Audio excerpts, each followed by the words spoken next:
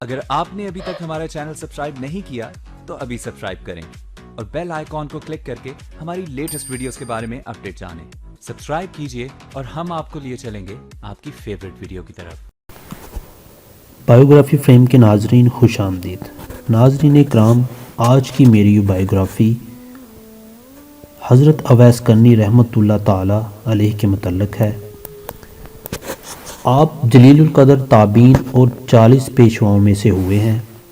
حضور اکرم صلی اللہ علیہ وآلہ وسلم فرمایا کرتے تھے کہ اویس احسان و مہربانی کے اعتبار سے بہترین تابعین میں سے ہے، اور جس کی تعریف رسول اکرم صلی اللہ علیہ وآلہ وسلم فرما دیں، اس کی تعریف دوسرا کوئی کیا کر سکتا ہے۔ بعض اوقات جانب یمن روح مبارک کر کے حضور صلی اللہ علیہ وآلہ وسلم فرمایا کرتے تھے کہ میں یمن کی جانب سے رحمت کی ہوا آتی ہوئی پاتا ہوں۔ حضور اکرم صلی اللہ علیہ وآلہ وسلم فرماتے ہیں، قیامت کے دن 70,000 ملائکہ کے آگے جو اویس کرنی کے مانند ہوں گے، اویس کو جنت میں داخل کیا جائے گا تاکہ مخلوق ان کو شناخت نہ کر سکے سوائے اس شخص کے جس کو اللہ ان کے دیدار سے مشرف کرنا چاہے، اس لیے کہ آپ نے خلوت نشین ہو کر اور مخلوق سے روپوشی اختیار کر کے محض اس لیے عبادت و ریاضت اختیار کی کہ دنیا آپ کو برگزیدہ تصور نہ کرے۔ اسی مصلحت کے پیش نظر قیامت کے دن آپ کی پردہ داری قائم رکھی جائے گی۔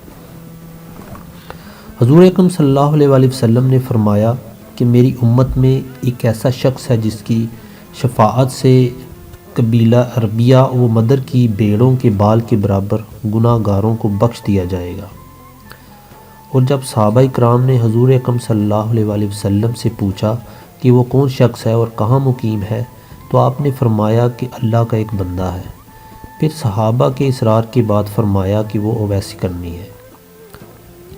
جب صحابہ نے پوچھا کہ کیا وہ کبھی آپ کی خدمت میں حاضر ہوئے ہیں، تو آپ صلی اللہ علیہ وآلہ وسلم نے فرمایا کبھی نہیں، لیکن چشم ظاہری کی بجائے چشم باطنی سے اس کو میرے دیدار کی سعادت حاصل ہے، اور مجھ تک نہ پہنچنے کی دو وجوہ ہیں۔ اول غلبہ حال، دوم تعظیم شریعت، کیونکہ ان کی والدہ مومنہ بھی ہیں اور ضعیف و نابینا بھی، اور اویس شتربانی کے ذریعے ان کے لیے معاش حاصل کرتا ہے۔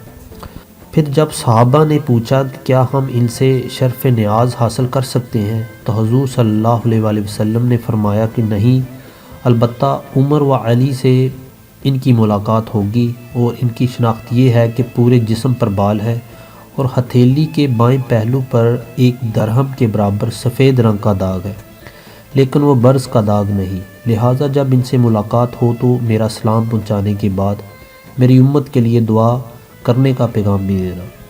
پھر جب صحابہ نے عرض کیا کہ آپ کے پیراہن کا حقدار کون ہے، تو فرمایا اویس کرنی۔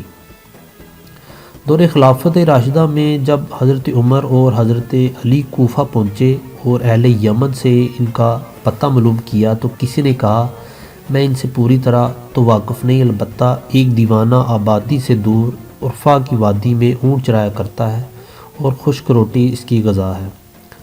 لوگوں کو ہنستا ہوا دیکھ کر خود روتا ہے اور روتے ہوئے لوگوں کو دیکھ کر خود ہنستا ہے۔ چنانچہ حضرت عمر اور حضرت علی جب وہاں پہنچے تو دیکھا کہ حضرت اویس نماز میں مشغول ہیں، وہ ملائکہ ان کے اونٹ چرا رہے ہیں۔ فراغت کے بعد جب ان کا نام دریافت کیا تو جواب دیا کہ عبداللہ، یعنی اللہ کا بندہ۔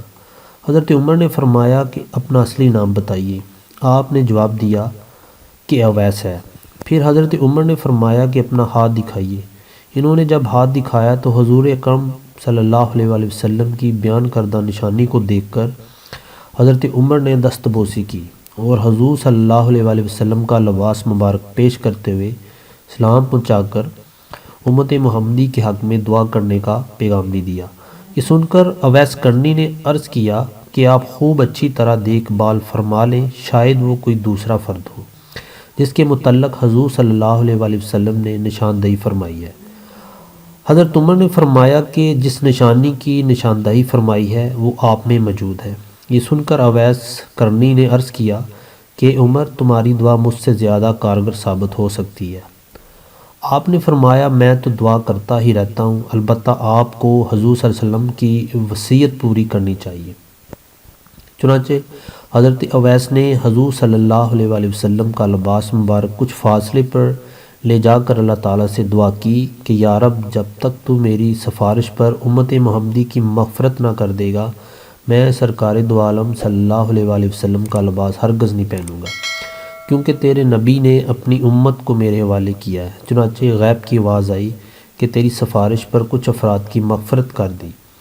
اسی طرح آپ مشغول دعا تھے کہ حضرت عمر اور حضرت علی آپ کے سامنے پہنچ گئے، اور جب آپ نے سوال کیا کہ آپ دونوں حضرات کیوں آ گئے ہیں، میں تو جب تک پوری امت کی مغفرت نہ کروا لیتا اس وقت تک یہ لباس کبھی نہ پہنتا۔ مقام ولایت خلافت سے بہتر ہے۔ حضرت عمر نے آپ کو ایسے کمبل کے لباس میں دیکھا جس کے نیچے تو انگری کے ہزاروں عالم پوشیدہ تھے۔ یہ دیکھ کر آپ کی قلم میں خلافت سے دستبرداری کی خواہش پیدا ہوئی۔ وہ فرمایا کہ کیا کوئی ایسا شخص ہے جو روٹی کے ٹکڑے کے بدلے میں مجھ سے خلافت خرید لے؟ یہ سن کر حضرت اویس کرنی نے کہا کہ کوئی بیوقوف شخص ہی خرید سکتا ہے، آپ کو تو فروخت کرنے کی بجائے اٹھا کر پھینک دینا چاہیے، پھر جس کا جی چاہے اٹھا لے گا۔ یہ کہہ کر حضور اکرم صلی اللہ علیہ وآلہ وسلم کا بھیجا ہوا لباس پہن لیا اور فرمایا کہ میری سفارش پر بنو ربیہ اور بنو مدر کی بیڑوں کے بالوں کے برابر اللہ تعالیٰ نے لوگوں کی مغفرت فرما دی۔ اور جب حضرت عمر نے آپ سے حضور اکرم صلی اللہ علیہ وآلہ وسلم کی زیارت نہ کرنے کے متعلق سوال کیا تو آپ نے ان سے پوچھا کہ اگر آپ دیدار نبی سے مشرف ہوئے ہیں تو بتائیے کہ حضور صلی اللہ علیہ وآلہ وسلم کے آبرو کشادہ تھے یا گھنے؟ لیکن دونوں صحابہ جواب سے معذور رہے۔ حضرت اویس نے کہا کہ اگر آپ رسول کریم صلی اللہ علیہ وآلہ وسلم کے دوستوں میں سے ہیں تو یہ بتائیے کہ جنگ احد میں حضور صلی اللہ علیہ وآلہ وسلم کا کون سا دانت مبارک شہید ہوا تھا، اور آپ نے اتباع نبوی میں اپنے تمام دانت کیوں نہ توڑ ڈالے؟ یہ کہہ کر اپنے تمام ٹوٹے ہوئے دانت دکھا کر کہا کہ جب دانت مبارک شہید ہوا تو میں نے اپنا ایک دانت توڑ ڈالا، پھر خیال آیا کہ شاید کوئی دوسرا دانت شہید ہوا ہو۔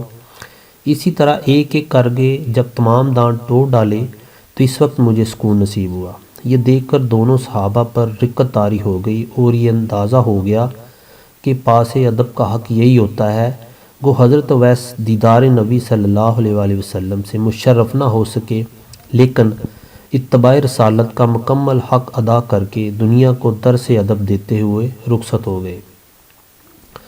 جب حضرت عمر نے اپنے لیے دعا کی درخواست کی تو آپ نے کہا کہ نماز میں اتحیات کے بعد میں یہ دعا کیا کرتا ہوں کہ اے اللہ، تمام مومن مردوں عورتوں کو بخش دے، اور اگر تم ایمان کے ساتھ دنیا سے رخصت ہوئے تو تمہیں سرخروئی حاصل ہوگی، ورنہ میری دعا بے فائدہ ہو کر رہ جائے گی۔